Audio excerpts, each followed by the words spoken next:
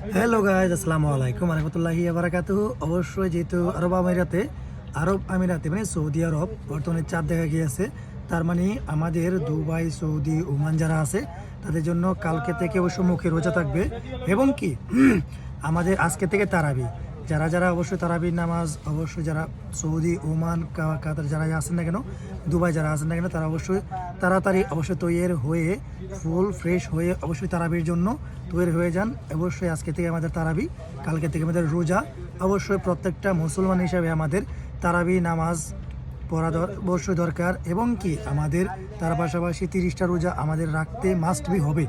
অবশ্যই যারা যারা নিয়ত করছেন দয়া করে অবশ্যই নিয়ত গুণে বরকত হয়, দয়া করে নিয়তটা করে নেন।